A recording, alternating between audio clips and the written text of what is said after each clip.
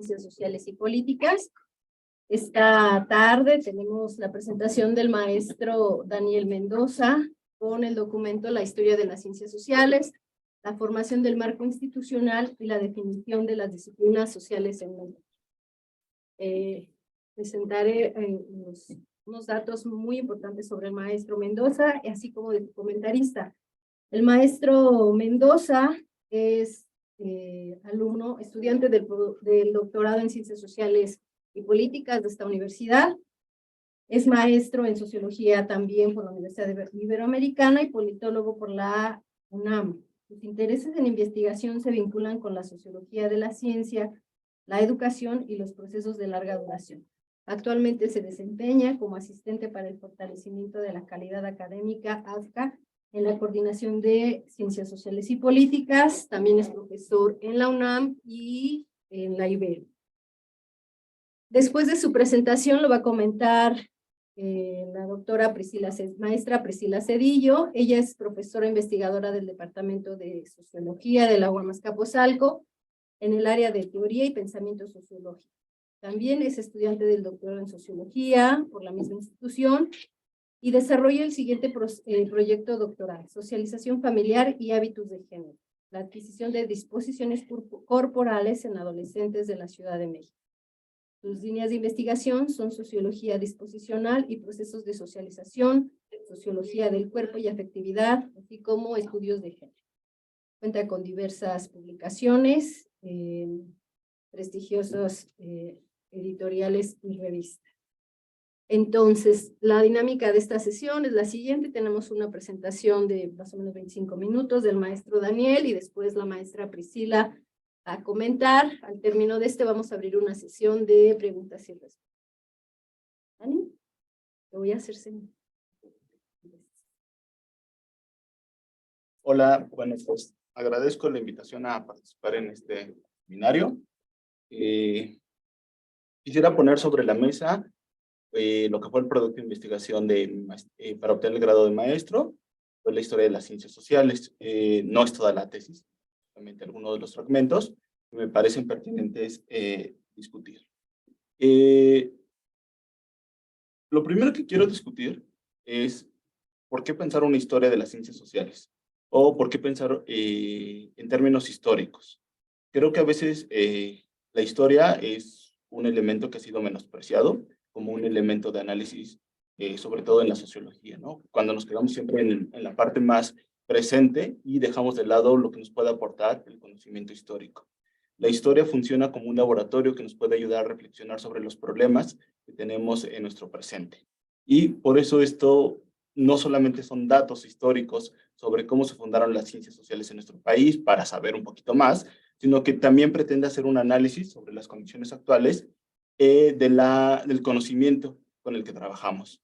Esta investigación partió de una sociología del conocimiento y de la ciencia, y conforme se fue desarrollando, avanzó hacia una sociología de las profesiones. Es algo muy interesante en la forma en la que se ha desarrollado.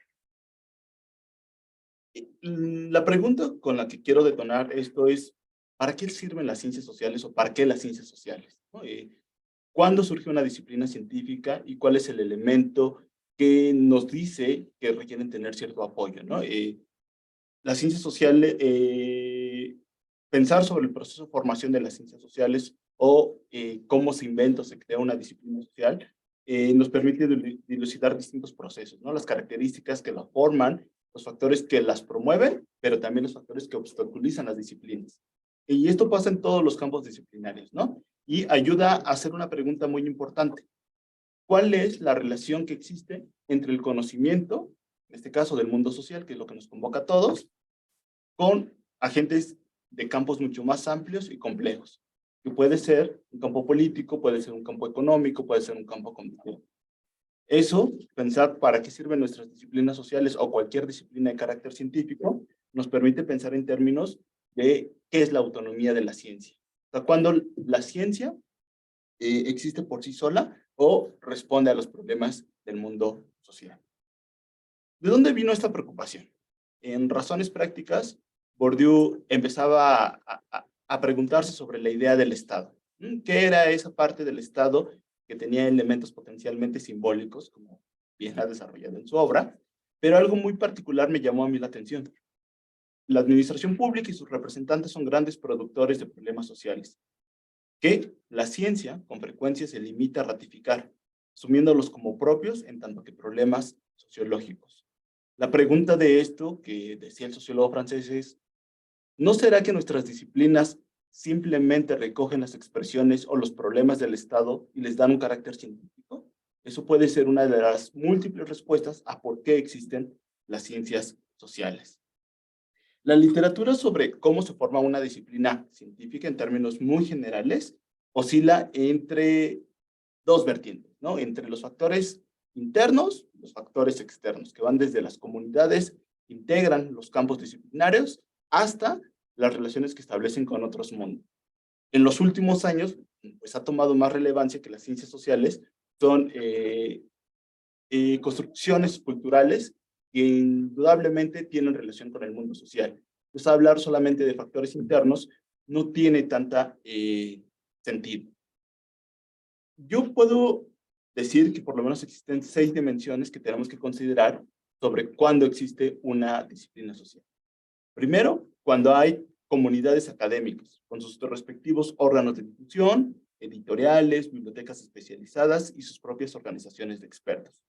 2, cuando muestran cierta utilidad y legitimidad hacia el mundo social, ¿no? Cuando una ciencia social puede decir que es necesaria, es cuando aparece. 3, cuando hay formación de tradiciones teóricas capaces de establecer directrices sobre la investigación.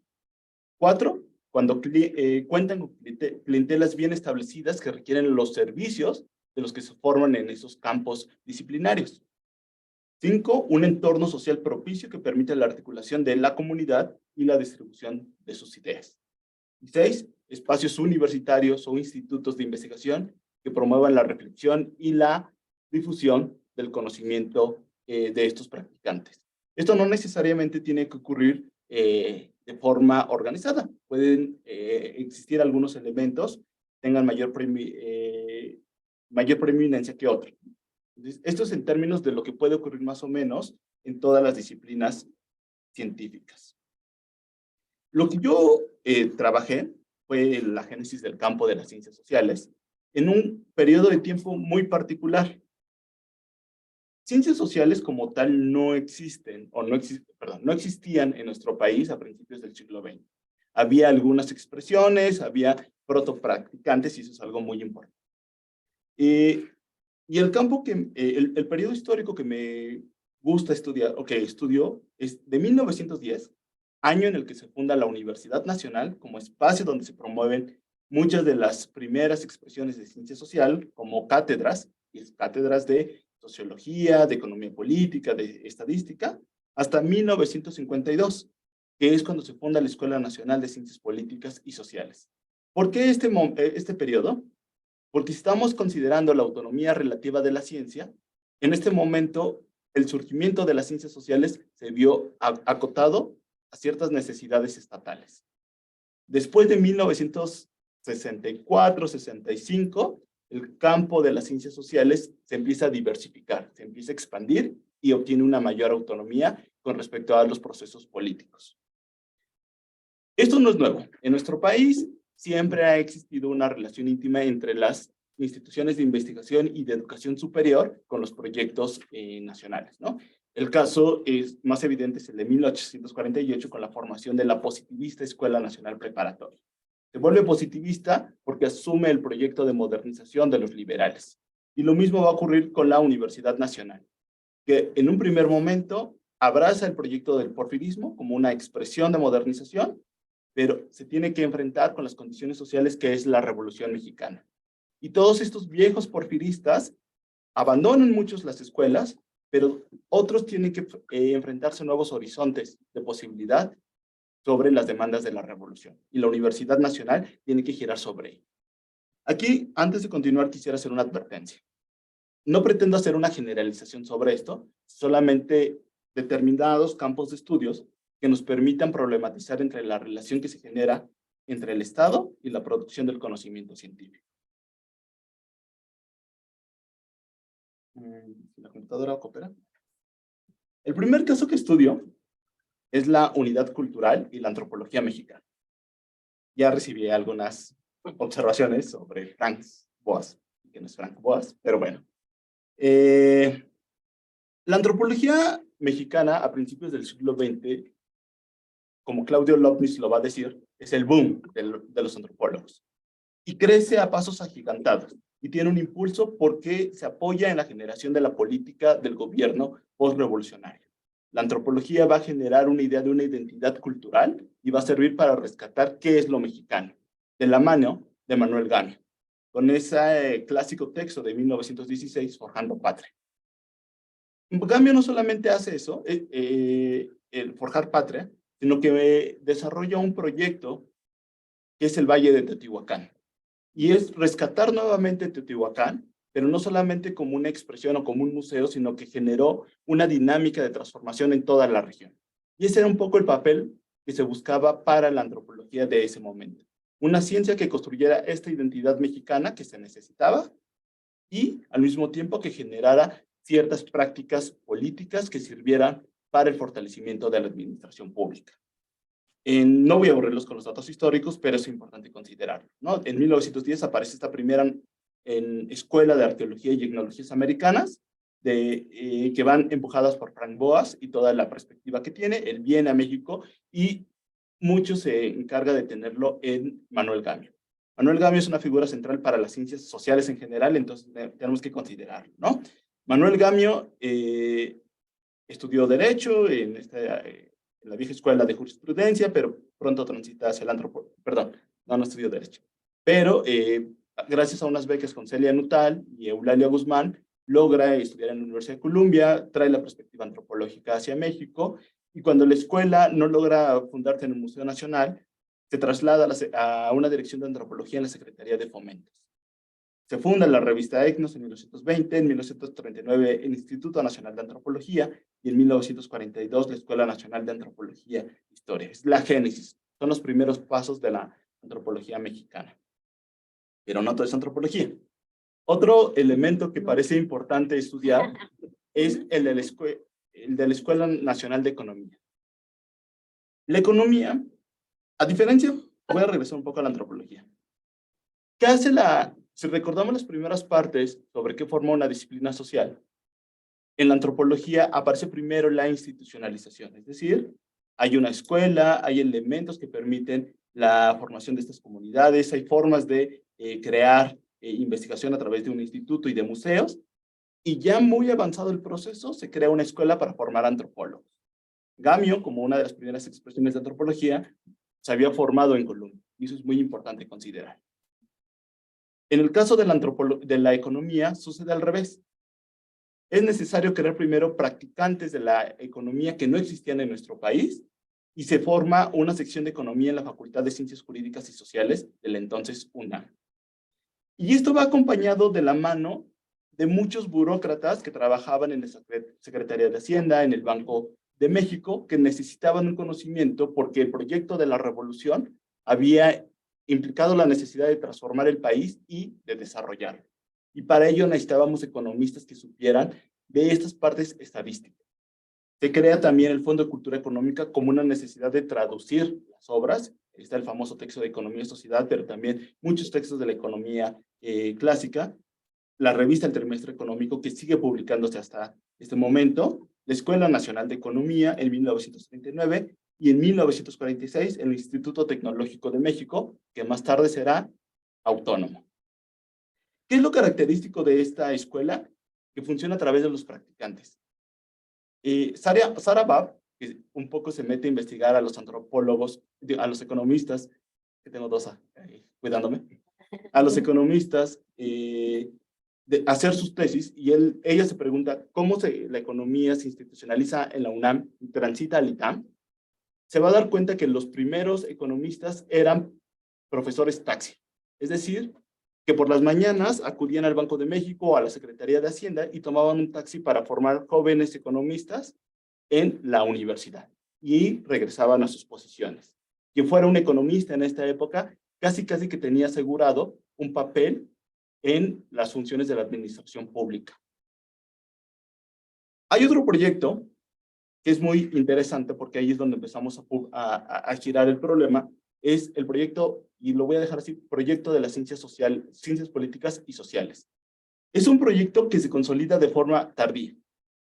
Y eso ocurre un poco más cuando la relación entre ciencias sociales y Estado se va relajando y la autonomía aumenta. ¿Por qué? Porque muchas de las demandas ya estaban, de los practicantes ya estaban resueltas tanto por antropólogos, por economistas.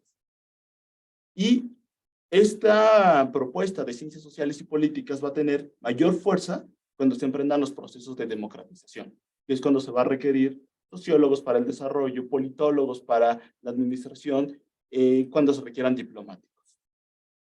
Aquí hay dos casos que vale la pena revisar. El Instituto de Investigaciones Sociales de la UNAM, que se funda en 1930, pero que tampoco tenía sociólogos, y eso es algo muy interesante, y el Centro de Estudios Sociales de la Casa de España en México o el Colegio de México ahora. Y eso es importante no confundirlo con el Centro de Estudios Sociológicos de ahora.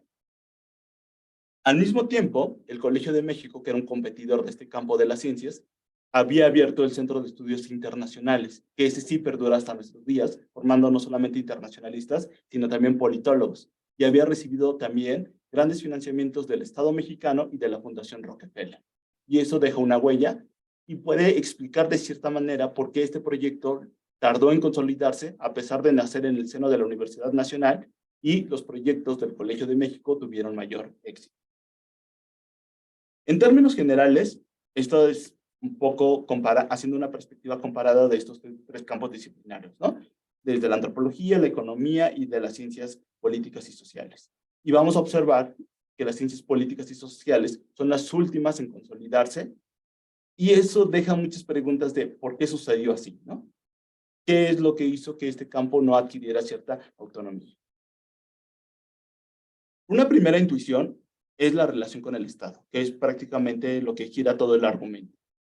Pero esa relación con el Estado no tiene que ser, y cuando hablo con relación del Estado es que tanto economistas como antropólogos, en mayor o en menor medida, cumplían ciertas demandas para la administración pública, y el Estado lo veía como, se posicionaba como una clientela que necesitaba de los servicios de estos profesionales. Y por eso estas disciplinas prosperaron tanto. Venderse como una clientela que les permitiría acumular capitales tanto simbólicos como económicos para la formación de las disciplinas fue algo muy importante, cosa que no ocurrió de forma espectacular en el caso de las ciencias sociales y políticas. Cuando cambia la forma del régimen político en la segunda mitad del siglo XX, es cuando hay una transformación en el campo de estudio. No obstante, el Estado no debe entenderse como la única causa posible en la formación de este campo de las ciencias sociales. Existieron otros elementos, ¿no? Aspectos tanto intelectuales como sociales que le daban utilidad a estos campos disciplinarios. Un espacio social como el Estado menos interventor, podríamos ahí especular quizás como en Estados Unidos, donde el Estado tiene menos participación en la vida pública y en la vida universitaria, pudo haber producido una articulación del campo con una mayor autonomía, donde las preocupaciones de la investigación se configuraron de otra forma y bajo otros problemas. Así que la relación entre políticos y académicos o científicos transcurrió por otros canales. Entonces, un poco habría que considerar ese espacio político donde surgen las ciencias sociales. Teniendo estos datos, podemos hacer una matriz de análisis, que es lo que nos trae acá. Yo identifiqué 4 coordenadas. Por un lado, espacios disciplinares que se consolidaban como ciencias del Estado, es decir, que atendían determinadas demandas de la administración pública. Y proyectos académicos, es decir, que su interés primordial no era atender las demandas de la administración pública, sino generar una investigación de mayor corte académico. Y por el otro lado, otra de las dimensiones es la cohesión de una comunidad académica y por el otro lado, de practicantes. Y a partir de ello podemos hacer una clasificación en casos de éxito y casos de fracaso. Casos de éxito, como lo he mencionado, la Escuela Nacional de Economía, que había formado su comunidad académica que la había cohesionado fuertemente, y eso se debió un poco a su relación con el Estado y la Dirección General de Antropología de la mano de Gamio.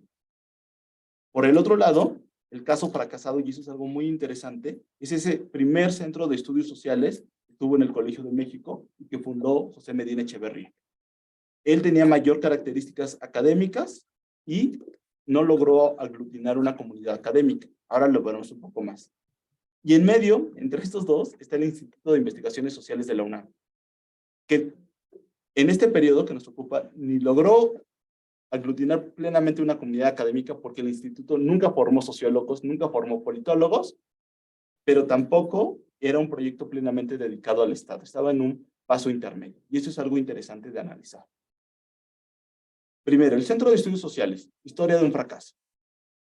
La idea de historia de un fracaso lo tomé de un artículo de Álvaro Bursillo, donde nos describe prácticamente cuáles son las condiciones para que el Centro de Estudios Sociales del colegio no tuviera el éxito. José de Medina Echeverría era un exiliado español, que se había formado con otra perspectiva de ciencia social. Mientras en México la idea de la ciencia social, que había impulsado Gamio, era una ciencia con cierta utilidad para el bien público, para transformar, pues Medina Echeverría venía más con una idea de comprender el mundo, de estudiar sobre los problemas sociales y a lo mucho dar algunas directrices sobre la guerra y sobre cómo prevenir estas catástrofes. Él llega a México, empieza sus labores en el Fondo de Cultura Económica, a él se le debe la traducción de Economía y Sociedad de Max Weber, que se ha dicho de paso, apareció primero en español antes que en inglés. Por eso se asume que la perspectiva de esta edición mexicana se salta un poco las interpretaciones parsonianas que se hicieron en otras latitudes. Después se le encarga la apertura de este Centro de Estudios Sociales, que tiene una vida efímera de 1943 a 1945. Funda unas revistas que se llaman Jornadas y que están resguardadas en el Colegio de México, un diplomado en Ciencias Sociales de 4 años para formar especialistas en estas disciplinas. Imagínense que los que estudiaban Ciencias Sociales en ese momento querían formar parte de la administración pública. Un diplomado tenía que haber tardado lo mucho 1 año. 4 años era estudiar una licenciatura que exigía una carga académica muy fuerte. Cuando querían ser burócratas altamente formados, este diplomado realmente no funcionó. De 17 que entraron, solamente se lograron graduar 2 personas. Y generó un debate académico muy prolífico sobre la guerra y América Latina. Cuando hubo turbulencia financiera y los recortes tanto del Estado como de las fundaciones que apoyaban al Colegio de México pidieron explicaciones, se tuvieron que cortar algunos elementos y este fue el Centro de Estudios del Colegio de México. Frente al Centro de Estudios Internacionales, que sigue hasta nuestros días, y frente al Centro de Estudios Históricos, que Daniel Cosío Villegas había impulsado. El otro caso que me parece extraño, que ya les había mencionado, era el Instituto de Investigaciones Sociales, donde se hacía sociología sin sociólogos. Es decir, que habían estado impulsados fuertemente por juristas, por algunas perspectivas antropológicas, por aficionados que habían leído algunas partes de las ciencias sociales, pero no eran propiamente sociólogos ni politólogos. Esos se van a formar hasta 1952 y van a producir sus propias investigaciones ya avanzada la segunda mitad del siglo XX. Entonces, aquí fueron protopracticantes.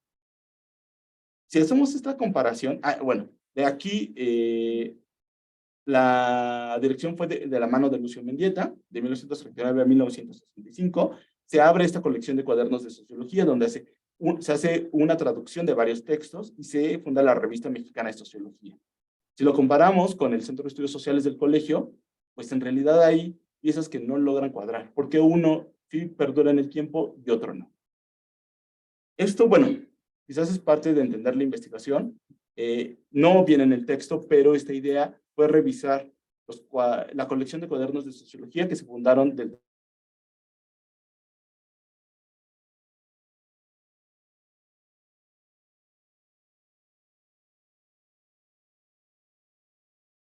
Prende tu micrófono, Daniel.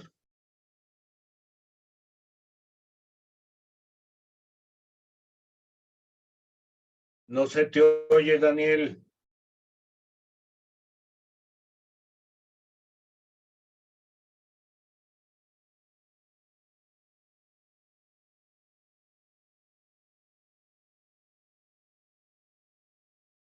la trayectoria de los propios directores. Manuel Gamio había empezado la dirección del Instituto de Investigaciones Sociales en un primer momento muy endeble, ¿no? Y él había traído esta perspectiva del indigenismo. Después de él le sucede Lucio Mendieta, y no es extraño que fuera Lucio Mendieta, porque Lucio Mendieta había sido el asistente de Manuel Gamio desde que estaba en el Museo Nacional. Desde muy joven, cuando Lucio Mendieta era un abogado que por azares del destino se quedó sin dinero, pudo trabajar de cerca con Manuel Gamio y le dio toda esta perspectiva de la ciencia social como algo útil. Y de hecho, Lucio Mendieta participó en las excavaciones de Teotihuacán. Entonces, no es extraño que le heredara esa perspectiva. Mientras que Gamio buscaba una idea más del indigenismo, de la idea cultural, Lucio Mendieta reinterpreta este horizonte de posibilidad y crea la idea de las ciencias del Estado. Las investigaciones del Instituto de Investigaciones Sociales tendrían que satisfacer ciertas demandas de la administración pública. En 1965 viene un quiebre y entra Pablo González Casanova. Pero tampoco es extraño porque Pablo González Casanova llegara. El papá de Pablo González Casanova era profesor del Instituto de Investigaciones Sociales y era colaborador cercano a Lucio Mendieta. Y eso le permitió obtener una beca y hacer estudios de doctorado en Francia. Previamente la licenciatura le había hecho en el Colegio de México, era parte de esta élite intelectual. ¿Eso qué significa? Pues que Pablo González Casanova tenía ciertos capitales que le habían permitido estar en el lugar correcto para asumir la dirección. Pero hay un quiebre. Pablo González Casanova ahora era un sociólogo que se había formado con estos elementos modernos de la sociología y hacía una sociología crítica y distanciada del poder. Tan es así que Lucio Mendieta abandona el Instituto de Investigaciones Sociales y crea otra institución de investigación de la mano de la Secretaría de Turismo. Lucio Mendieta nunca perdió de la mano. En el caso de Medina,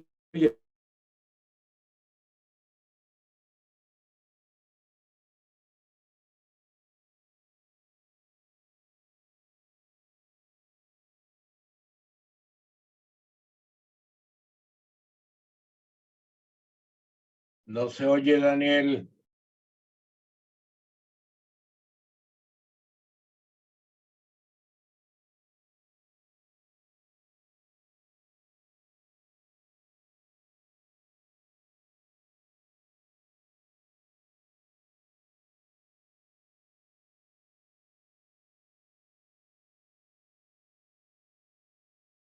creo que no nos Estamos teniendo unos problemitas técnicos, pero ya se está reanudando la sesión.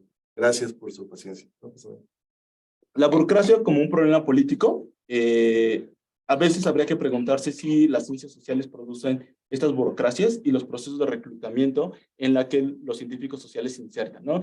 Eso solamente es una noción, no está justificado, pero me da la impresión que a veces los académicos políticos hacen vida académica en lo que tienen una oportunidad de entrar al campo político, ¿no? Y eso puede hablar un poco de las relaciones que pueden existir entre las ciencias sociales y el Estado.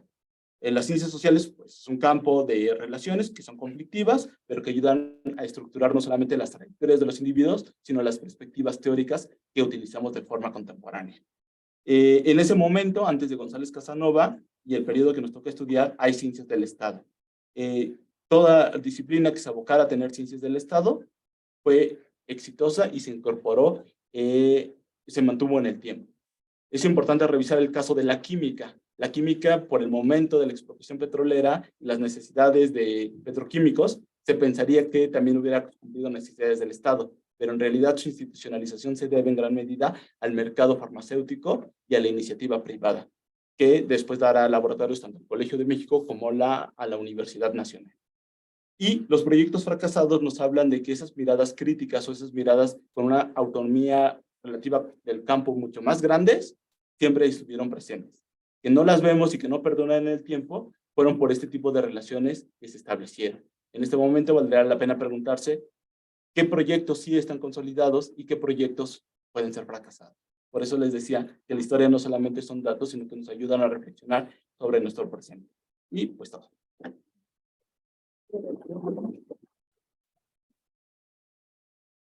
Le damos la palabra a la maestra Priscila Cedillo. Hola, muy buenas tardes. Muchas gracias. Bueno, pues primero que nada, si me escuchan bien, quería agradecer a Daniel por la invitación, por la confianza para comentar su trabajo, ¿no? A mí me parece que estamos frente a una investigación sumamente interesante que cuenta con un abordaje teórico-metodológico pues bastante sólido, ¿no? De esta relación que ha mantenido el Estado y las ciencias sociales en México desde principios del siglo XX y hasta la década de 1960, ¿no? Tomando como referente esto que ha sucedido en la UNAM. Y bueno, yo quisiera destacar, antes que nada, las precisiones y matices que hace frente a la tendencia que ha caracterizado a este proceso de largo alcance, ¿no? Esta cercanía de la que nos habla a lo largo del trabajo entre los proyectos políticos postrevolucionarios y la institucionalización y profesionalización de las ciencias sociales en la UNAM, pero evitando una lectura homogénea, ¿no? O monolítica de dicha relación, en tanto va mostrando los factores que explican las distintas trayectorias que han seguido estas disciplinas, como ya nos mencionaba Daniel durante su presentación, ¿no? Cuál ha sido el camino, ¿no? Que han seguido la economía, la antropología y esto que llama ciencias políticas y sociales, que contiene a varias disciplinas en su interior y que en ese sentido es muy loable este trabajo porque nos devela una nueva faz, ¿no? De un proceso que ha sido ya estudiado por expertas, expertos y por queridas colegas, ¿no? Como Lidia Girola, Morcillo, Laura Moya, Margarita Olvera, Silvia Sosa, ¿no? Gina Zabludovsky. Y bueno, en ese sentido yo quería hacer un par de comentarios, ¿no? Poco la primera observación, ¿no? Y tal vez la más, no sé cómo decirlo, bueno, la más trivial de todas, ¿no? Es que poco, sí, a mí me faltó algo de contexto respecto a aquello que estaba leyendo, ¿no? O sea, yo leí 2 capítulos de una tesis, ya después comprendí que esto va en el sentido de una posible publicación a futuro, ¿no? Pero bueno, no estaría de más un poco redondear esa parte, ¿no? Tal vez con pues los elementos como más indispensables para entender de qué va esto que está comentando. Ahora, en términos teóricos, a mí el trabajo me deja un poco corta y yo creo que ahí Daniel podría dar mayor cabida a las discusiones que hay detrás de los conceptos teóricos que él está remitiendo, ¿no? Indudablemente la relación entre heteronomía y autonomía está ahí presente, ¿no? Pero creo que podría incluir algunas reflexiones un poquito más amplias sobre este tema a través de esta investigación que nos presenta. Lo mismo ocurre en el caso de términos como campo, ¿no? Entendido como este espacio de posiciones donde hay una constante lucha, ¿no? Entre las mismas y que en ese sentido valerse de este otro concepto, no burdiano, pero sí eliasiano, sobre el equilibrio cambiante de poder, ¿no? Creo que ese es un tema que Daniel conoce bien, pues, a Elías y que de hecho el trabajo se siente muy en ese espíritu, ¿no? Valiéndose ahí de algunos conceptos burdianos, pero que sin duda el espíritu eliasiano está presente, sobre todo en términos metodológicos, ¿no? Daniel hace uso de esta estrategia comparativa a distintas escalas, ¿no? O sea, cuando nos habla de, bueno, la relación entre Estado y ciencias sociales en Estados Unidos no es en México, perdón, no es la misma que la que ocurre en Estados Unidos, pero entre disciplinas también existen variaciones, ¿no? Que imprime una dinamicidad distinta a la que podría leerse si solo consideramos esta tendencia general y no estos matices de los que habla Daniel, y que en ese sentido me recuerda mucho estos textos eliasianos donde juega con las distintas escalas, ¿no? ¿Qué significa ser Mozart, ¿no? En una estructura cortesana que todavía no encuentra un mercado, ¿no? Propio, pues, para ejercer el arte por el arte, etcétera, ¿no? Como en ese textito Elías se va moviendo a distintas escalas y un poco eso lo hace Daniel acá. La otra cosa que me llama la atención de estas estrategias metodológicas es el uso de contraejemplos, ¿no? Y creo que ahí esta distinción que recupera de Álvaro Morcillo entre proyectos exitosos y proyectos fracasados puede funcionar también como este contraejemplo del que, pues, vamos, que termina como por confirmar este argumento principal de Daniel, ¿no? De la incidencia, pues, o de cómo se fueron moviendo estos distintos capitales. Creo que también el texto un poco no tiene conclusiones, pero supongo que es por la misma lógica, y creo que en ese sentido yo le sugeriría a Daniel, bueno, pues ampliar esta discusión sobre la heteronomía, la autonomía, ¿no? Y cómo va dejando una huella sobre este hábitus, ¿no? De científicas sociales, ¿no? Y por último, ¿no? Bueno, habría dos cosas que a mí me cuesta todavía, o más bien que me dejaron con la duda, ¿no? Este trabajo. ¿Por qué no explotar más cómo se engarzan estas dinámicas locales con las tendencias a la profesionalización e institucionalización a nivel global, por una parte, y luego, un poco, ¿qué pasa después de esta gestión de González Casanova, ¿no? ¿Cómo transita a esta, pues como un poco como conquista de la autonomía, ¿no? Pero bueno, eso ya también entiendo que se trata como de una segunda investigación, ¿no? U otra investigación aparte. Pero creo que también resultaría metodológicamente muy útil para continuar pensando, ¿no? Estos factores o estos elementos, ¿no? Que hacen de un proyecto exitoso a otro que no, ¿no? En fin, esos son como datos, pues, para la discusión. Y bueno, yo ahorita lo dejaría un poco acá para escuchar a Daniel. Sí, Priscila, gracias por los comentarios. Me siento honrado de que recuperáramos Mozart, Sociología de un Genio.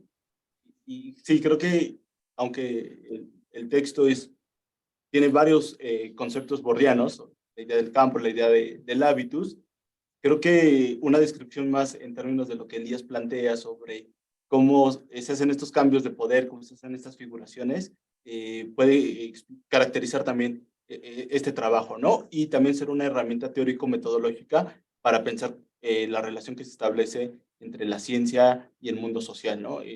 Eso me gusta. Sí, creo que faltó un poco de contexto específico sobre decir cuáles eran el punto donde partía la investigación, quizás terminar algunos elementos de la investigación, ¿no? Una conclusión un poco más generalizada, que, me disculpo, pero ya no lo pude mandar, y traté de cerrarlo más en esta presentación. Y la tentación de seguir explicando la historia de las ciencias sociales, a ver, tampoco es que sea un trabajo nuevo contar la historia de las ciencias sociales. Hay bastante producción teórica, sobre todo estos autores que has mencionado, ¿no? Que Margarita Olvera, Álvaro Morcillo tiene trabajos sumamente interesantes sobre las relaciones internacionales, lo que ha hecho la propia Jana Zabludovsky, o sea, es un trabajo que trata de recuperar y que yo pienso un poco en la dimensión que se establece con el poder político, ¿no? O con el Estado, y que creo que ahí era quizás algo que a mi juicio no estaba profundamente problematizado, pero que tampoco es algo novedoso, porque recuerdas cuando estábamos en este seminario en la Casa Lam, y uno de los textos sobre el Estado de Bourdieu que creo que propuso Héctor, de ahí detonó esta historia, ¿no? O sea, empecé ahí a problematizar sobre el conocimiento y que ahora es lo que pienso hacer en una futura investigación, ¿no? Ya no sé, y eso podrán decirlos todos como terapia, pero si continuar pensando en términos de la ciencia social y cómo se funda como campo, todas las relaciones que eso implica, o abocarme a un campo científico diferente para ver si estos patrones puedan funcionar o no, qué sé yo, la biología o la química, que puedan pensar estos elementos y no solamente quedarme con la perspectiva bordiana, sino investigar qué ha dicho Luhmann o contrastarlo con lo que ha hecho el propio Latour, ¿no? O sea, el campo de los estudios sobre la ciencia se sigue desarrollando ahí. Me falta, sí, creo que en lo que te entregué una mayor, creo que di por hecho, ¿no? La idea de que, todo el mundo habla de campo y habla de posiciones y habla de disposiciones y habla de hábitos. No me di a la tarea justo de explicar esto, ¿no? De decir conceptualmente qué significa la idea del hábitus o formar parte de un campo y una posición o la mirada de los agentes y las instituciones en cada uno de los campos y la relación de clase que puedan generar, ¿no? Creo que se explica en términos históricos a través de la relación que hay de Gamio a Lucio Mendieta y a González Casanova, y esas trayectorias se trazan y se observa ahí tanto el hábitus incorporado en cada uno con sus propias perspectivas y cómo generan disposiciones para construir un campo diferente de las ciencias sociales en cada uno de esos momentos. Pero eso nos disculpa, tienes toda la razón, haber abordado conceptualmente estos elementos, ¿no? Entonces, te agradezco mucho los comentarios, Priscila. Priscila, ¿algo más? No, por el momento sería todo. Te digo, creo que, o sea, es un gran trabajo, ¿no? Que va a abrir seguramente muchas inquietudes para futuras investigaciones, ¿no? Entonces, nada más felicitar a Daniel. Gracias, maestra. Vamos a abrir la sección de preguntas si alguien tiene ahí en línea, o si no, aquí presente. ¿No? ¿Tú? Roger, ¿sí? Bueno, a mí me gustaría preguntarte algunas cosas que siempre han sido como de mi interés muy personal, ¿no? Tú pretendes explorar, bueno, exploras más bien ciencias sociales para qué, pero yo quisiera también que ahondáramos un poquito en ciencias para quién, ¿no? Igual sería una dimensión más como un enfoque sobre un texto de difusión, si tú quieres, pero creo que nos ayudaría a entender algunos puntos en los que exactamente ocupa el periodo que tú desarrollas, ¿no? Estamos hablando de una Primera Guerra Mundial, una Segunda Guerra Mundial que impacta directamente el desarrollo y límites y alcances de las ciencias, estas llamadas exactas en México, y que un poco, y lo venimos arrastrando hasta hoy en día, que podemos hablar de ciencia, disciplina y conocimientos técnicos, por ejemplo, ¿no? Y podríamos hablar como, por ejemplo, los acuerdos de Bucareli, como uno de ellos que marca así definitivamente por qué no desarrollar ciencia exacta o tecnología en este país, México, y a lo mejor otro que fue la orientación que se le dio a las ciencias sociales, ingenierías en el periodo de la guerra, ¿no? Esto que llamaron sustitución de importaciones, ¿no? ¿Tú qué opinas? A mí me gustaría que habláramos, bueno, si nos quieres desarrollar esa parte, y si quieres al final, o recogemos la pregunta del rollo. ¿Sí? Si quieres, abordo esta parte. Creo que por lo menos esta parte que desarrollo ahora es quizás peca de querer ser neutral, ¿no? O sea, ciencias sociales, ¿para qué? Para satisfacer ciertas necesidades de la administración pública, pero si empezamos a mapear los actores que estuvieron involucrados en la formación de la Escuela Nacional de Economía, que eran funcionarios públicos de alto nivel, como el propio Daniel Castillo Villegas, como los Ortiz Mena, como toda esta parte que eran funcionarios que creaban la política de desarrollo y el desarrollo estabilizador estaba ahí, ¿no? Entonces, evidentemente es el poder político en este momento y quienes detentan las posiciones de poder en el régimen, los que van a impulsar estas perspectivas de la ciencia social. Y eso es algo importante. Partía un poco del supuesto de que las perspectivas, las estructuras sociales tienen correspondencia con las estructuras mentales. Entonces, ¿cómo es que se van creando estas perspectivas sobre el mundo? O sea, hacer ciencia es clasificar el mundo, decir que sí, cómo nombrarlo, y al mismo tiempo se ancla en una estructura social que directamente es desigual. Entonces, la ciencia social, entonces, construye y reproduce esa estructura que tiende a ser desigual.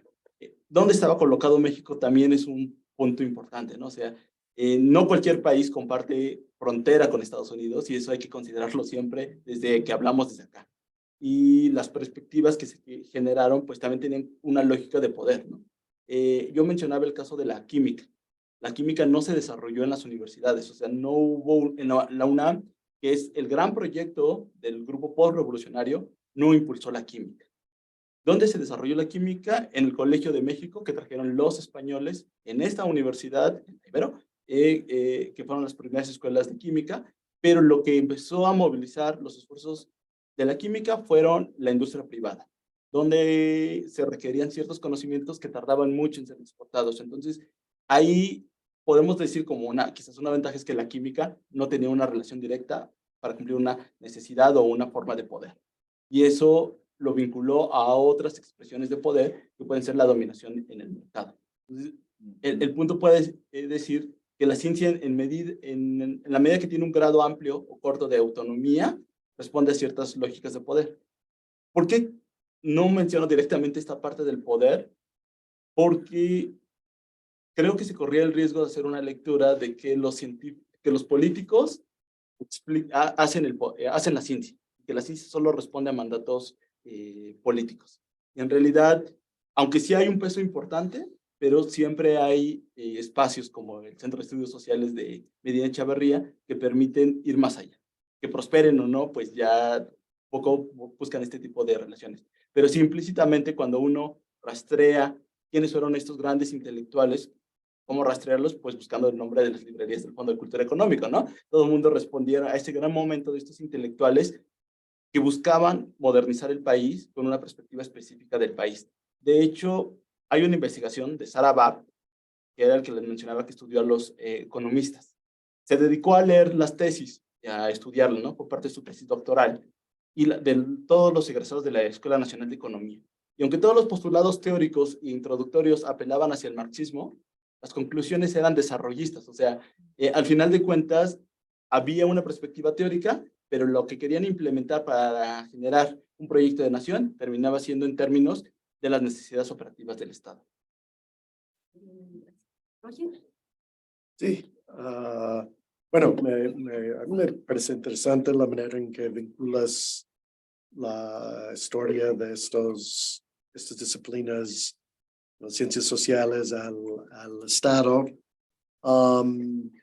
Y bueno, algo que siempre me ha llamado la atención en el caso de México es la manera en que aquí antropología viene antes de sociología, ¿no? Que no es el orden en que ocurrieron las cosas en Estados Unidos y países de Europa. Me imagino que algo como en Argentina tampoco.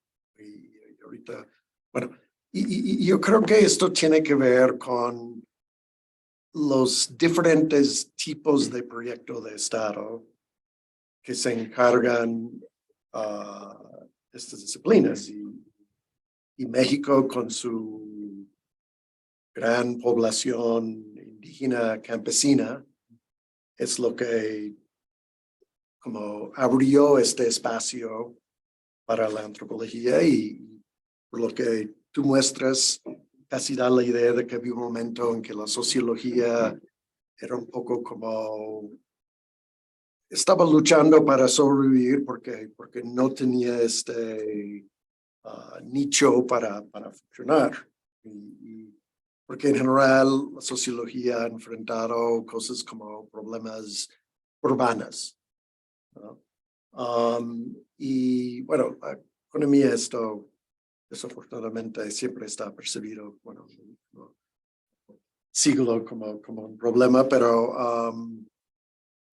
y entonces no sé si ya como a partir justo de las grandes migraciones del campo a ciudad en México, que esto empieza a voltear un poco esta balance entre antropología y sociología, aunque yo creo que los antropólogos han intentado adaptarse haciendo antropología urbana, pero cuando agregas otra palabra siempre hay algo sospechoso que no es central a la disciplina, ¿no? Porque tenemos sociología rural y antropología urbana, pero no tenemos sociología urbana y antropología rural. Entonces, bueno, no sé, es como un pensamiento, pero no sé si esto tiene sentido dentro de... Sí, creo que sí tiene sentido en el sentido de pensar sociedades modernas, pero, y puede ser una parte de la dimensión de por qué esa relación entre, que primero la antropología se presentó como una gran ciencia, y ahora, en palabras de lo que dice Leibniz, pasó de ser la reina a ser la cenicienta de las disciplinas. Pero creo que también se puede explicar en función de las necesidades del Estado. Si regresamos un poquito antes de del juarismo, durante el juarismo, había, a ver, la guerra de reforma entre conservadores y liberales implicaba también dos enfrentamientos entre posturas educativas. La universidad, la Pontificia Universidad, con una perspectiva escolástica, y la moderna Escuela Nacional Preparatoria, que era positivista, del positivismo francés. Y ganaron los liberales. Entonces, los liberales clausuran la universidad y veían la Escuela Nacional como esa gran modernización. Gabino Barreda había fundado esta Escuela Nacional Preparatoria y él había estudiado directamente con Augusto Comte. Eso, él recuperaba estos cursos positivos y ahí la sociología ocupaba un lugar preeminente para interpretar la realidad. Y lo que hizo Barreda fue reinterpretar eso y atraer a la sociología, no como una carrera, pero sí como un discurso que el porfirismo siguió y implementó como esa gran medida, ¿no? Esa idea de amor, orden y progreso, que es el escudo de la Nacional Preparatoria, se materializaba como los estados metafísicos que planteaba Comte. Y el porfirismo y el liberalismo se planteaban como ya el momento positivo, la ciencia para evolucionar, y lo usaban con un discurso sociológico. Filosófico no, porque remitía a la universidad y al elemento conservador. Entonces, la sociología entonces era ese elemento científico que articularía el proyecto. Pero a la hora de la emergencia de la revolución, la palabra sociología estaba realmente vinculada por Porfirio Díaz y a todo. Si tú lo ponías como esa disciplina para impulsar el desarrollo en México, iba a chocar mucho con las perspectivas políticas. Incluso muchos de esos cursos en la Escuela de Altos Estudios de la UNAM, ahora Facultad de Filosofía y Letras, no fueron bien vistos. ¿Qué fue lo que sí fue bien visto? La psicología social y la antropología. Y son famosos los cursos que Boas vino a dar a Altos Estudios, a la UNAM, ¿no? O sea, vino y armó el museo, armó la escuela, tomó sus cursos. En sustitución a la sociología fue la antropología lo que dio esa idea de modernizar el país, ¿no? Y no sé si modernizar o forjar patria, ¿no? Si le hacemos caso a lo que dice Manuel Gami. Pero yo, para no hacer una generalización, estaría hablando de solo la antropología de Manuel Gami, ¿no? Esa idea de forjar patria. Al mismo tiempo, hay muchas otras perspectivas antropológicas y muchas otras perspectivas sociales que estuvieron ahí. Sí, podría ser un poco en cuestión del pollo y el huevo, pero como lo que quiero señalar es que hay como un poco estas estas luchas políticas entre escuelas y cosas así, pero ¿qué es el contexto más grande? ¿No? Y el contexto más grande es un país en que el problema de la modernización está concebido como un problema indígena rural, ¿no? A diferencia, por ejemplo, pero estoy imaginando Argentina, donde, o podemos decir Estados Unidos, donde la sociología ocupaba una posición más importante, pero el gran problema era cómo vamos a integrar migrantes a las ciudades grandes, ¿no? Migrantes no culturalmente muy diferentes a las ciudades, mientras que en México el problema era cómo vamos a romper con estas comunidades indígenas cerradas y convertirlos en mexicanos, ¿no? Entonces, no quiero decir que esta parte de la política ahí no es importante, pero yo creo que los dos factores podrían Sí, tener. sí, creo que sí, es importante. Y ahora también pensaba en la antropología inglesa. O sea, porque la antropología inglesa también es muy reconocida en el mundo, ¿no? Por la relación que también tenía con las colonias británicas, ¿no? Entonces, que hablaba justo de esta diversidad y de enfrentarse, por ejemplo, solo a la India, ¿no? ¿Qué significa la India y la diversidad? Por eso también la antropología inglesa y la antropología mexicana también tienen estas elevadas connotaciones, ¿no? O sea, ¿por qué se desarrollan de esta forma? Y sí, tienes razón, o sea, ¿por qué en Argentina la sociología? Pues ahí estaba Gino Germani, la idea de la modernización, ¿no? Y las perspectivas sí es diferente. Pero, por ahí. Iván Escoto. Sí, bueno, a mí se me hace muy interesante el tema de la relación, producción de la ciencia y poder. Y aunque pues se pudiera comentar que no es novedoso pensar en la fundación de las ciencias sociales y tal, yo creo que es muy relevante porque nos permite también pensar, aunque no es exactamente el tema de la investigación, creo que sí puede apuntar el futuro de las ciencias sociales. Y si bien en el periodo en el que tú estás trabajando, el agente protagónico, de alguna manera de poder que orienta las ciencias sociales es el Estado, creo que ahora hablar de las ciencias sociales implica también pensar en la presencia de otros actores de poder, ¿no? Como el mercado, etcétera. Y lo planteo porque, bueno, pues he estado en algunas reuniones en donde se dice, no, pues solo las ciencias que vendan serán las que persistirán, no sé qué. Y eso me lleva a pensar en instituciones o actores dentro de instituciones con poder que dicen, bueno, es el mercado. Pero al mismo tiempo surgen movilizaciones de estudiantes de esta universidad y de otras universidades que dicen, alto, porque aquí no nada más el mercado, alto, porque aquí no nada más el Estado. Entonces la pregunta es, ¿cómo ves tú las ciencias sociales hacia el futuro? ¿Qué significa poder cuando hablamos de la relación producción de la ciencia y poder? ¿Cómo lo miras tú? ¿De dónde viene? ¿Qué podemos estar pensando en poder? En el concepto de poder. Pues, creo que, a ver, lo primero que puedo recordar, que se me viene a la mente, es que ahora ha salido una convocatoria para recibir trabajos que digan por qué la sociología es valiosa. Casi que la pena de las ciencias sociales que siempre tiene que justificar para qué sirve. Ese es un tema, ¿no? Y hay una convocatoria que diga, se va a reconocer los trabajos que digan que la sociología es valiosa y aplicada y por qué. ¿Cuál sería el criterio para decir que determinada sociología es valiosa? Si la sociología de las organizaciones porque ayuda a la empresa puede ser valiosa, o la sociología de las emociones no porque ayuda a comprender otro tipo de... O sea, ¿cuál es la vara?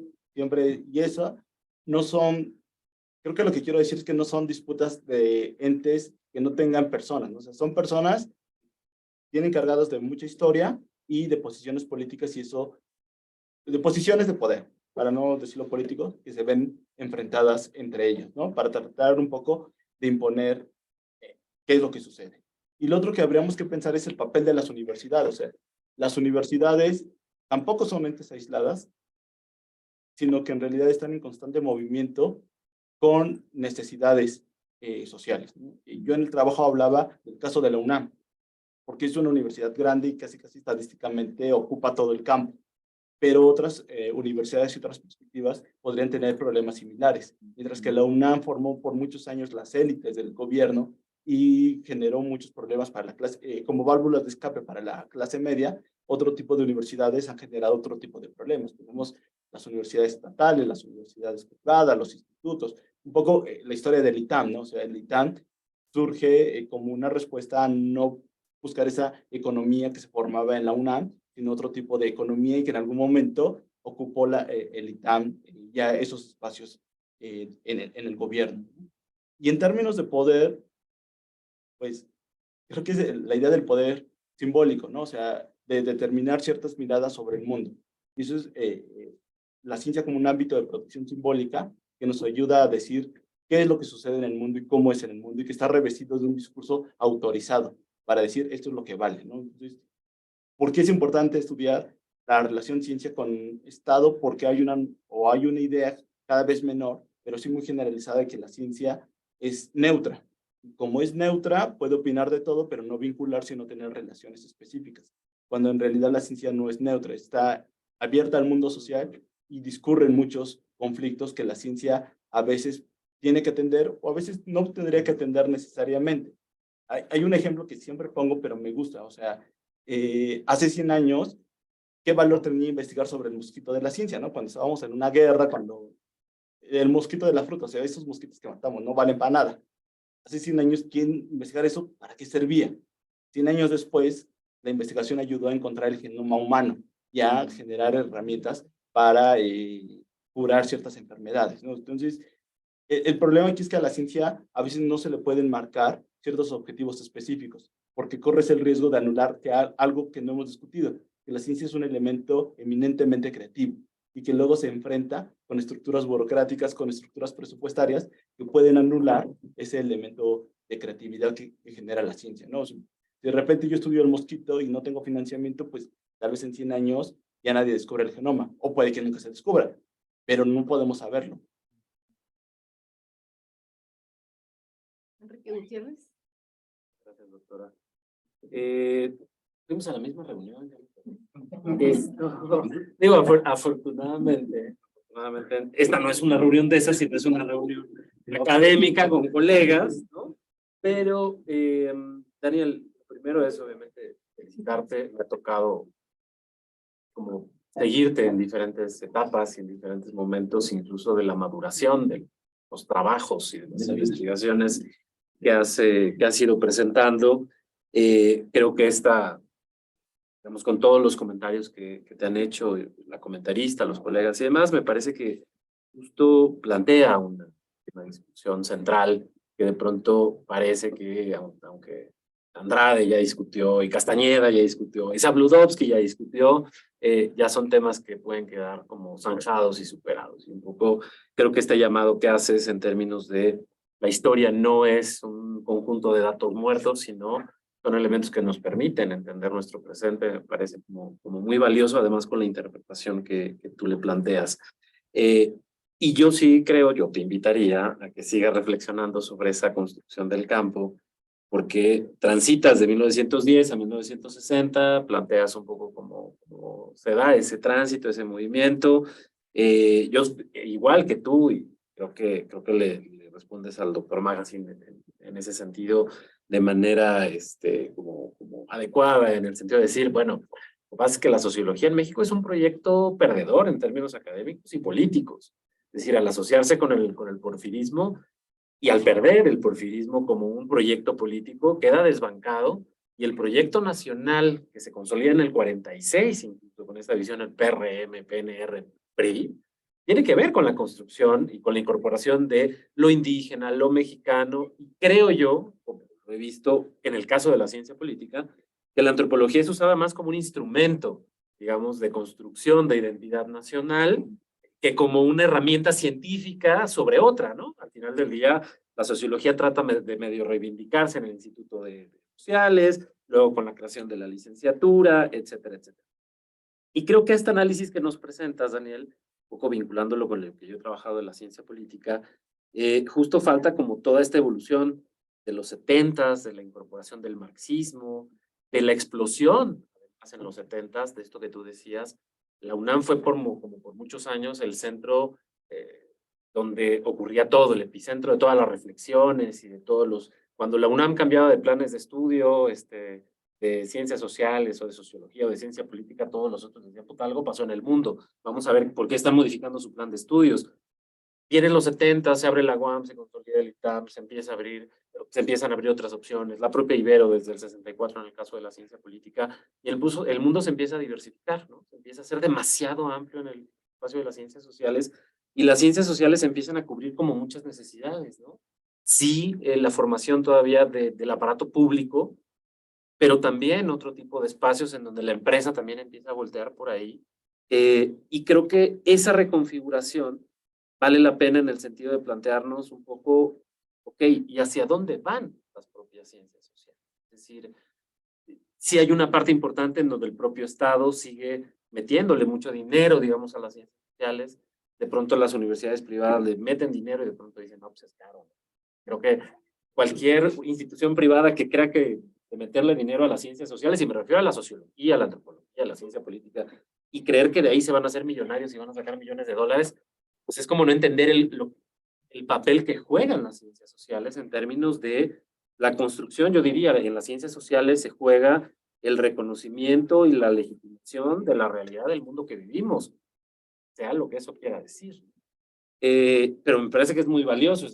Normalmente confundir el precio de las cosas con el valor de las cosas es como una visión bastante miope del mundo, ¿no? O sea, pero esto que tú planteas, Daniel, me parece que es fundamental porque es como el andamiaje que nos permite entender todo ese desarrollo futuro de las ciencias sociales y que además nos permite como identificar incluso cuáles son las ciencias sociales que se están construyendo ahora. Con este mismo análisis que haces, y a mí, yo sí, igual la pregunta, sí me gustaría que te comprometieras un poco más en términos de, desde tu punto de vista y un poco de bote pronto, ¿dónde están paradas las ciencias sociales o esas diferentes ciencias sociales?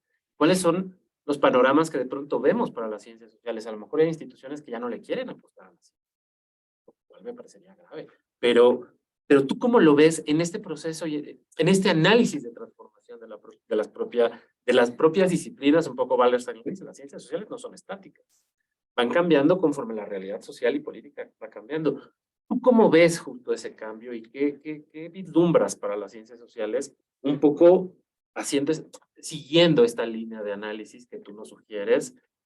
Un poco más comprométete, pues. O sea, como tú nos sugieres, ¿qué vislumbras? O sea, el analista Daniel, ¿qué nos dice que va a pasar un poco con las ciencias sociales? Para que no le preguntemos a Mackenzie, sino a Daniel.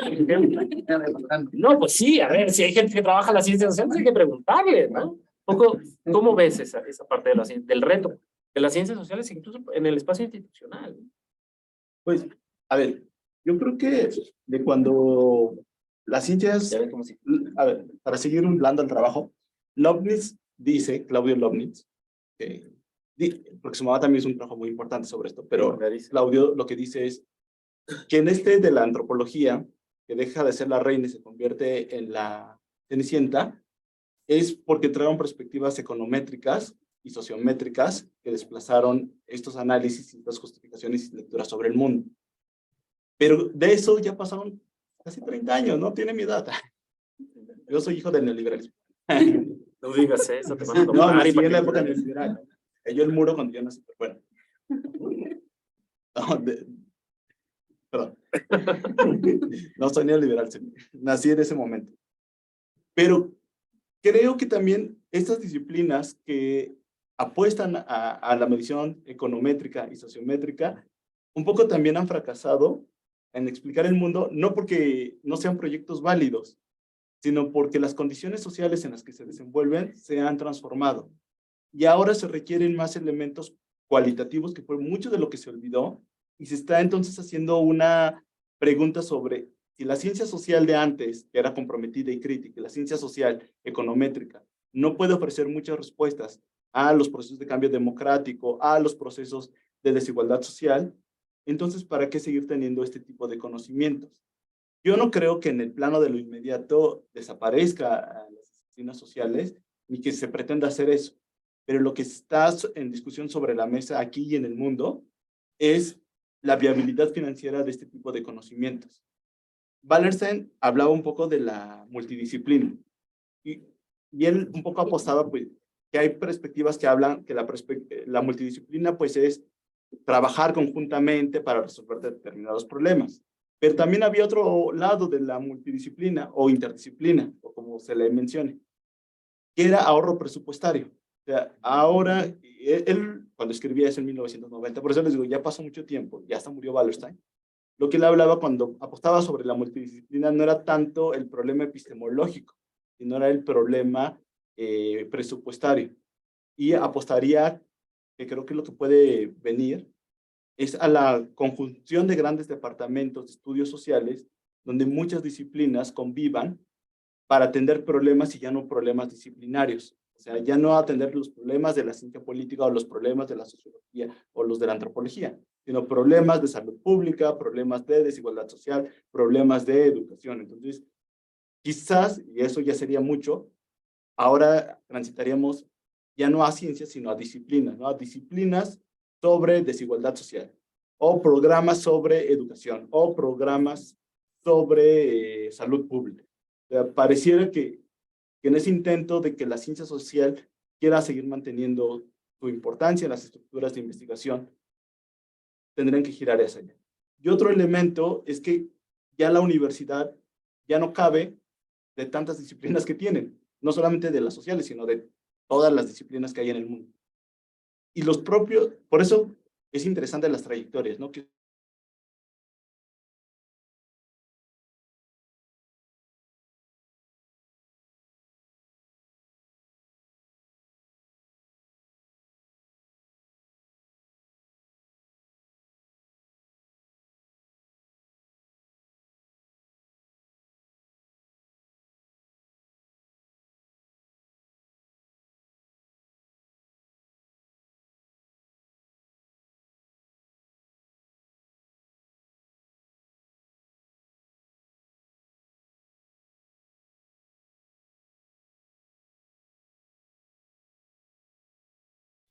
en conclusión, esperaríamos entonces una aglutinación de las ciencias, de las disciplinas sociales en determinados problemas y grandes facultades o grandes departamentos para tratar de mostrar la utilidad pública, nuevos programas que tengan que ver con los problemas contemporáneos y dos, una migración de profesionales de las ciencias en todos los niveles hacia nuevos espacios como puede ser tanto la empresa privada como la consultoría o otros elementos. O sea, creo que en el fondo el periodo que yo estudio y todavía el periodo de los 70 hacia los 90, había la posibilidad de un sueño de convertirse en un científico.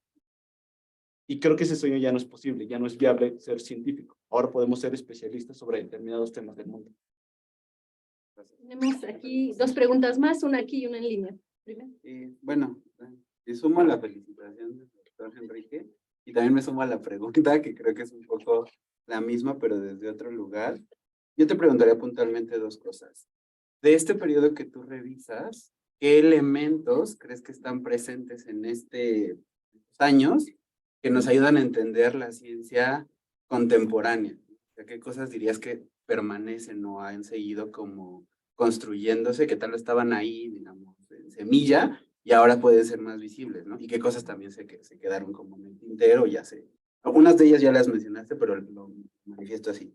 Y la siguiente pregunta es una que tú mencionabas al contestar otra pregunta, que es si la ciencia es creativa y se tiene que enfrentar a las burocracias o se tiene que enfrentar, entonces ¿tú qué ves en esa tensión? O sea, ¿cómo se va a resolver eso? ¿Se va a burocratizar la creatividad o se va a romper la burocracia y nos vamos a tener que ir a otros lados? O sea, en esa tensión, en ese juego estrella floje, ¿qué crees?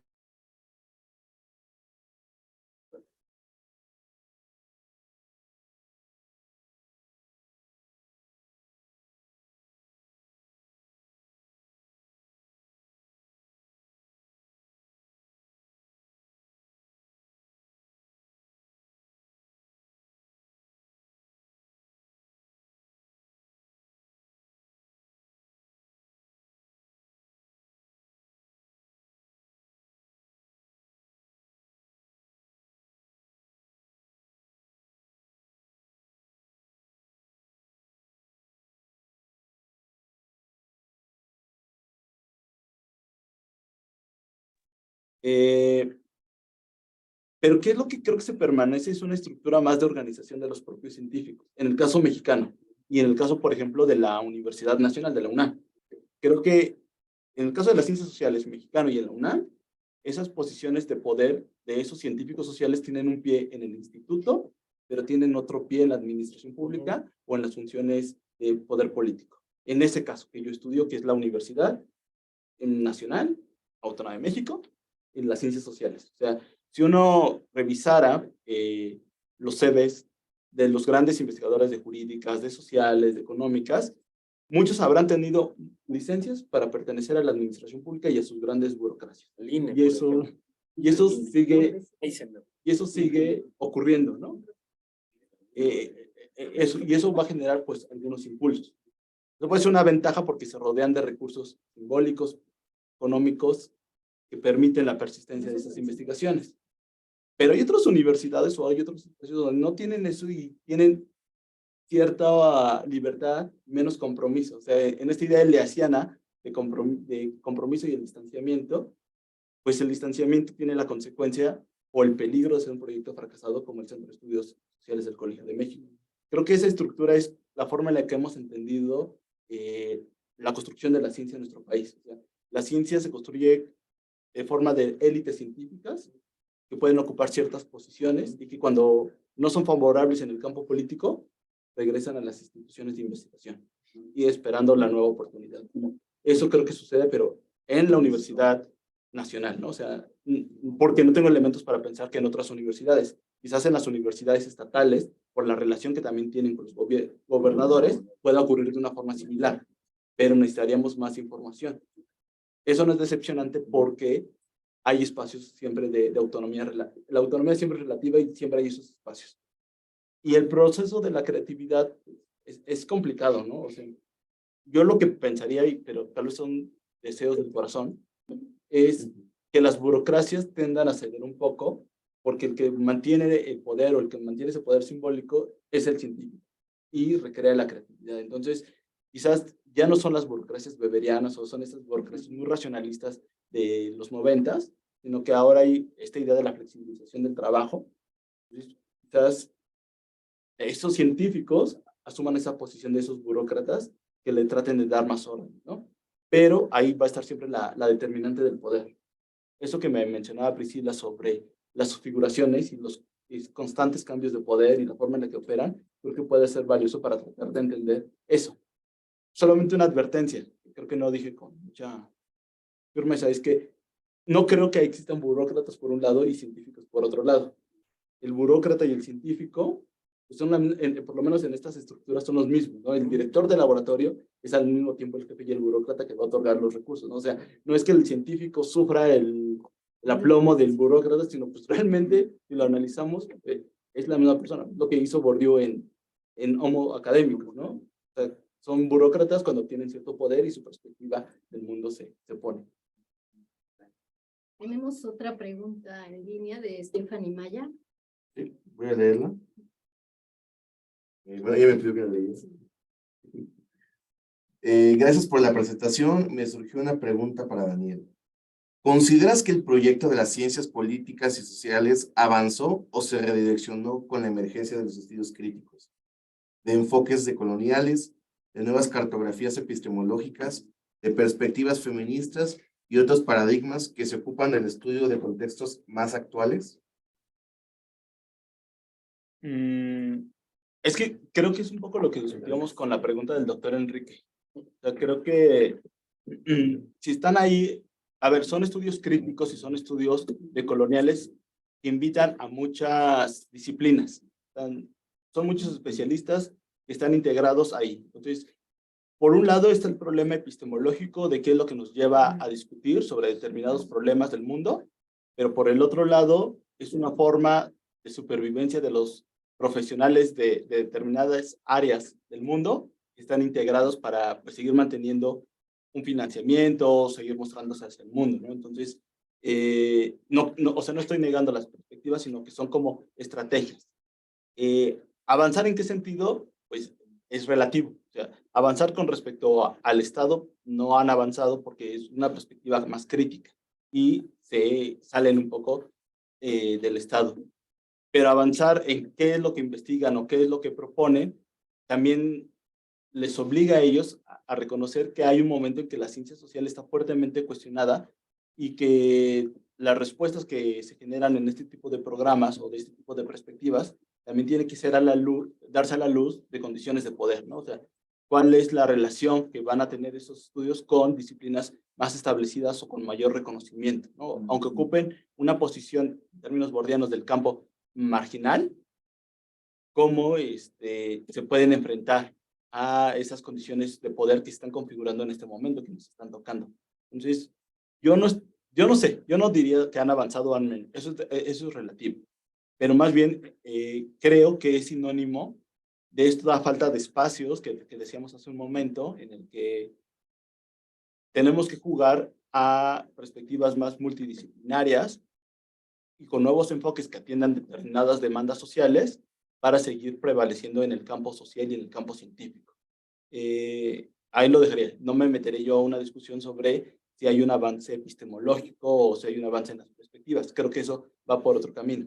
Lo que yo diría es que también es una respuesta a determinados momentos históricos. O sea, pienso en programas como estudios latinoamericanos, estudios europeos, no sé, que es lo que Wallerstein habla mucho en su trabajo. O sea, son muchos especialistas de diferentes áreas unidos en programas. ¿Y por qué estaban así? Porque ya no había espacios para sociólogos, para politólogos, para economistas, entonces se les abrieron espacios como especialistas en estudios de América Latina, o en especialistas en estudios de Europa, o en especialistas de estudios asiáticos, porque las perspectivas multidisciplinarias les permitían un poco vivir. Wallerstein, y es la respuesta que tenemos que reconocer, es si eso realmente genera algún problema de diálogo entre disciplinas o epistemológicos, o sea, que supere más esas fronteras imaginadas. Manuel Martín. Pues, Daniel, me encanta tu trabajo, lo que haces, ahora que ya pude conocerlo un poco más. Me parece muy, muy interesante. Y me surgió una duda a partir de los comentarios y preguntas vertidos. Se tiende a asumir como ley natural que las ciencias sociales sean el patito feo del campo científico en general. Mi duda es, ¿en qué momento las ciencias sociales, de ser las ciencias del Estado, como lo mencionas, las encargadas de resolver muchos de los grandes problemas del país, pasaron a ser mal vistas por los sectores sociales, por la opinión pública en general? ¿En qué momento de las asesoras del Estado pasaron a ser las mantenidas? ¿Y en qué momento tuvo que empezarse a pelear por el presupuesto, por, como tú lo mencionaste, por justificar la existencia y la necesidad de presupuesto para las ciencias sociales? ¿Fue acaso el desarrollo de la oposición como de una forma para desvirtuar la labor del Estado del prisma hegemónico? ¿O fue el desarrollo, no sé, de las otras ciencias o los intereses de los empresarios, como tú lo mencionaste, que la química empezó a desarrollarse por impulso de la iniciativa privada más que por el Estado? ¿Qué fue lo que hizo que cambiara la valoración social de las ciencias sociales? Creo que es nuevamente relativo, depende de dónde te posiciones. En el caso que nos ocupa, o sea, la investigación se terminaba con González Casanova y no era casual que acabara ahí, porque ahí la autonomía entre este proyecto de ciencias sociales que rescato con el Estado era muy reducida. O sea, por eso era valorada simbólicamente como asesores, como proyectos viables. Lo que hizo González Casanova fue traer una perspectiva diferente de ciencia, de sociología, se modernizó. Y eso hizo también adoptar una posición crítica con respecto al Estado. La perspectiva de González Casanova y lo que generó a partir de eso fue mucho más crítica, y eso comenzó a hacer un distanciamiento con respecto a los poderes del Estado y a no recibir tantos apoyos o a tener valoraciones menores, ¿no? O sea, adoptaron una posición más como el Centro de Estudios Sociales de Medina Echeverría. Y eso pasó también con la Escuela Nacional de Economía. Pero eso, te digo, es relativo porque es en el campo de la UNAM. Otras escuelas ocuparon ese tipo de posiciones, ¿no? Entonces, si nosotros nos movemos al ITAM, por ejemplo, que fue la que estudió la Escuela Nacional de Economía, toda esa valoración positiva la tuvo. Entonces, la ciencia social, desde esa óptica, no ha dejado de servir o de ser solamente otro proyecto de ciencia social ha generado. Ahora hay un cambio específico en la producción de la economía, de la política económica y de la política social, y no creo que sean los economistas los del ICAM que se están insertando o que tengan una valoración de que sirva para algo. Pero eso no quiere decir que no necesitemos economistas. Puede ser que los economistas o los que creen esos cuadros economistas estén en otros elementos. Tal vez hemos tenido la mala suerte de estar siempre en los proyectos con mayor autonomía y tener menor valoración simbólica. Pero tampoco es algo que le pase solo a la ciencia social. O sea, lo mismo le va a pasar a un biólogo que te va a decir es que hay que generar elementos para resolver los problemas del medio ambiente. ¿Y eso para qué sirve? O quiero estudiar la célula y los organelos que... O quiero estudiar la molécula de no sé qué. O sea, creo que la ciencia en general está siempre en ese debate continuo por buscar una valoración. Y una de las formas en las que se resuelve es mostrándose o generando una clientela, y en este caso fue la clientela del Estado, pero puede ser la clientela del mercado, la clientela de otros organismos o una clientela específicamente social. O sea, el proyecto, desde las posiciones del proyecto, es lo que te va a ayudar a ver si la ciencia social es valorada o no. ¿Alguien más? ¿Roger? Sí, un poco en el espíritu de seguir la discusión donde el seminario nos lleva, y pensando en tu respuesta a la pregunta de Enrique acerca de las ciencias sociales hoy en día, y yo creo que tienes razón que va por ahí, por esto recibimos tanta presión de ser más interdisciplinarios, y las nuevas áreas que abren la universidad son dirigidos a temas y no a disciplinas. Donde quisiera plantear otra explicación diferente de lo de Wallerstein, que es algo tal vez un poco más deprimente, que este cambio, esta fragmentación en que ahora tenemos que ver estos temas de alguna manera específicas, aisladas, tiene que ver con una pérdida de esperanza en la idea de un cambio grande, ¿no? Y yo creo que de alguna manera está bien el abandonar ciertas de las, bueno, como tal vez como los dos metanarrativas grandes que eran las opciones para estos cambios grandes, que era la modernidad liberal y el socialismo, y en ese sentido no nos hace mal abrir a otras posibilidades, pero siento que sí, es la idea de que ya ni se puede cambiar las cosas a gran escala.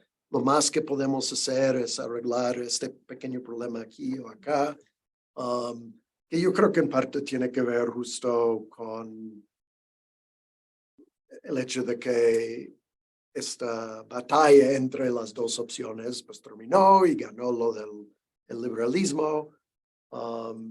Y bueno, eso solo quería agregar. Sí, bueno, sí. Bueno, no, pero dime lo que piensas, ¿no? Bueno, No tienes que estar de acuerdo. No, pero creo que, o sea, también cuando hacía las láminas para esto, pensaba en lo que habíamos leído en clase de Mingold sobre pensar la universidad, ¿no? O sea, porque al fin y al cabo estamos pensando qué papel tiene la universidad, ¿no? Y hacia dónde nos puede llevar esta aparente crisis de la universidad. Sí, o sea, nosotros porque estamos aquí, pensamos que es esta la universidad que está en crisis, pero un poco moviendo nuestros proyectos, parecía que todas las universidades están en crisis, como que no encuentran su razón de ser en el mundo, ¿no? Y creo que tal vez estamos en un momento de sentarnos y decir qué vamos a hacer con las universidades, y los que habitamos en las universidades, qué vamos a hacer con esto. Sí, no, y mencionas a Ingold, yo creo que él sí propone un cambio radical y completo, que empezando con la universidad, pero lo podemos imaginar difundiéndose al resto de la sociedad. Y sí, entonces no he perdido esperanza completamente, ¿no? Pero como yo creo que, como él mismo diría, él va en contracorriente, ¿no? Como tú dijiste, el corriente fuerte es dividirnos y ver problemas específicas. Por esto lo que él dice que lo que está haciendo es contracorriente. Bueno, yo tendría otra, tenemos tiempo, ¿no? Creo que hemos cortamos más o menos en algo aquí, que la relevancia de lo que estás, en los supuestos esenciales de lo que estás presentando, ¿no? Pero a mí me gustaría preguntarte en cuestiones metodológicas, cómo, bueno, tú partes del presupuesto de la ciencia mexicana, ¿no? Así, un bloque gigante, pero cómo metodológicamente lo abordarías en su diversidad, ¿no? En lo complejo que son, diversas que son las universidades, no son iguales, jamás va a ser igual UNICACH, o la del sur, que una del norte, perdón, y algo del centro, la misma de Guadalajara, por ejemplo, ¿no? No son iguales, no me atrevería yo a decir la ciencia en México, diría incluso hasta como, como regional o incluso en el Distrito Federal, o en Ciudad de México, perdón, son súper diversas, ¿no? Metodológicamente eso cómo se aborda, como dónde entran los cambios también, ¿no? Un ejemplo, en 94, 95 apenas despega el grupo del grupo de estudios de teoría sociológica dentro del Departamento de Sociología de la UAM, ¿no? Se nos enseñaba que sociología urbana terminaba donde acababan los postes de luz, así tal cual, ¿no? Iban al campo, donde acaben los postes de luz, de ahí para allá, eso es sociología rural, ¿no? Porque ahí sí había sociología rural y sociología urbana. O sea, de ese tamaño estamos hablando, ¿no? Hace 30 años, apenas estábamos pensando en esas cosas, ¿no? Cómo en un hipotético paper para el futuro, ¿cómo se hace? Pues, es que el riesgo es cuando pensamos en términos de proyectos de escuelas, ¿no? Como que la idea de escuela y proyecto o tradición nos habla como si fueran elementos homogéneos. No es así. No hay la misma impresión nos está diciendo que no necesariamente es así. Y lo que pienso es que puede ser la idea de la trayectoria de determinados agentes que ocupan esos proyectos, ¿no? Esos proyectos no salen porque sí, sino que las trayectorias de los agentes nos dan muchas luces de cómo se configuraron ese tipo de proyectos y a qué retos se están enfrentando, ¿no? O sea, por eso ponía mucho el caso tanto de Gamio, de Mendieta y de González Casanova. Tenían una trayectoria similar y al entender la trayectoria biográfica de cada uno de ellos, entendíamos la configuración, en este caso, de la sociología que se hacía en la Ciudad de México. Entonces, metodológicamente, ¿cómo entender las diferencias? Uno es asumir que los proyectos son diversos y no son homogéneos. Y dos, creo que en las trayectorias de los sujetos involucrados podemos encontrar respuestas sobre cuáles son los atributos específicos de esos proyectos y a los retos que se han enfrentado. ¿Alguien más? Línea, ¿te gustaría concluir con algunas reflexiones finales, Daniel? Pues, o sea, no es por defender el proyecto, pero, pero creo que justo cuando yo les decía, es que esto no es nuevo, es algo que se ha reflexionado constantemente y cuando uno presenta y dice, es que ¿sabe qué? Voy a hacer la historia de las ciencias sociales, suena como, ¿y eso qué? Otra vez, ahí viene la ciencia social, ¿no? Aplausos. Pero creo que, como les decía muy al inicio, la historia nos sirve para empezar a reflexionar como una suerte de laboratorio de los problemas que nos estamos enfrentando, ¿no? O sea, yo cuando estábamos viviendo una pandemia y yo encerrado leyendo archivos que se habían escrito hace 70 años porque me parecía importante hablar de la relación ciencia-poder. Y ahora con las modificaciones del CONACYT, con las crisis de las universidades, con los problemas y cuestionamientos a la ciencia en todas las vertientes, creo que es un elemento que vale la pena, ¿no? O sea, hacer estudios sobre la sociología de la ciencia y sobre sociología de las profesiones es algo que nos puede dar muchas luces y además estarnos mirando a nosotros mismos como algo válido, ¿no? O sea, no dejar las cosas y darlas por hecho, sino empezar a cuestionarnos a nosotros. Había leído, creo que en la construcción social de la realidad, la metáfora del carro, que a veces la sociología del conocimiento es como bajarse de un carro y empujarlo, sin encenderlo, ¿no? Pero creo que es un ejercicio que a veces vale la pena para reconocer cómo es que configuramos nuestros propios objetos de investigación y cuáles son los problemas a los que nos podremos enfrentar. Gracias, Dani.